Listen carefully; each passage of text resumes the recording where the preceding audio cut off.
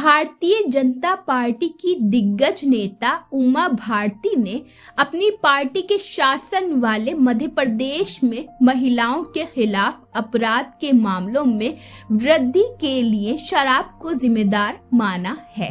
साथ ही उन्होंने मांग की है कि जो भी शराब की दुकानें जो नियमों का उल्लंघन कर रहे हैं उन सबको गाय आश्रयों में बदल दिया जाए। मंगलवार को भोपाल में एक मंदिर में अपने 4 दिवसीय प्रवास को समाप्त करते हुए भारती ने भोपाल में शराब नीति को नियंत्रित करने की मांग को लेकर मधुशाला में गौशाला शराब की दुकानों के स्थान पर गाय आश्रय कार्यक्रम शुरू करने की घोषणा की है।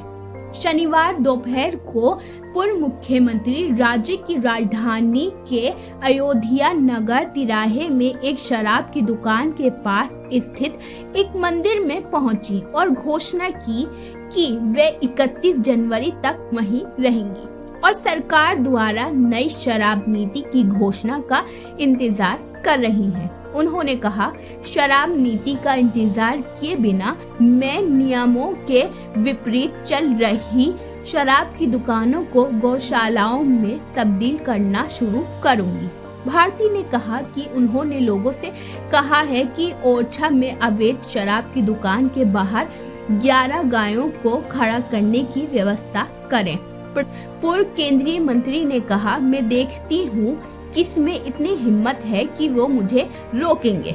मैं उन गायों को खाना भी दूंगी और शराब की दुकान पर उनके लिए पानी की व्यवस्था करूंगी। उन्होंने कहा कि भगवान राम के नाम पर सरकारें बन रही हैं, लेकिन ओरछा में राम राजा सरकार मंदिर के पास शराब की दुकान खोलने की इजाजत दे दी गई है। भारती ने कहा कि प्रधानमंत्री नरेंद्र मोदी के जादू के कारण भाजपा चुनाव जीत रही है।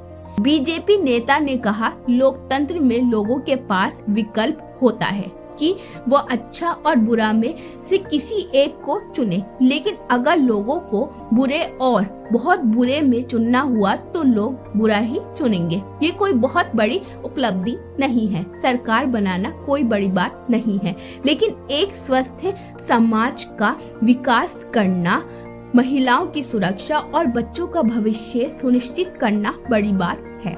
भारती ने ये भी धमकी दी कि वे अब ये बताना शुरू करेंगी कि मंत्री, सांसद और विधायक उनसे मुलाकात के दौरान क्या बात करते हैं, क्योंकि ऐसे लोग उनसे लगातार मिल रहे हैं। भाजपा के वरिष्ठ नेता ने कहा कि मुख्यमंत्री शिवराज सिंह चौहान के साथ एक बैठक के बाद में उन्होंने नियंत्रित शराब नीति के सुझाव पर सहमति व्यक्त की थी।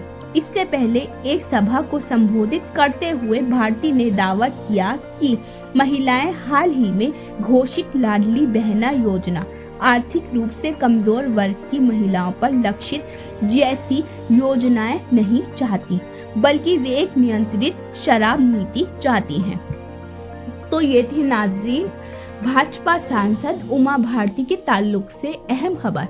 अब देखना ये होगा कि इस मामले में मध्य प्रदेश के सीएम शिवराज सिंह चौहान की क्या प्रतिक्रिया सामने आती है और बीजेपी की इस मामले में क्या प्रतिक्रिया सामने आती है।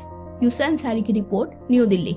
अगर आपने अभी तक हमारे चैनल को सब्सक्राइब नहीं किया है तो आज ही हमारे चैनल को सब्सक्राइब कीजिए ताकि आप देश और दुनिया से जुड़ी सभी खबरें देखते रहें। शुक्रिया।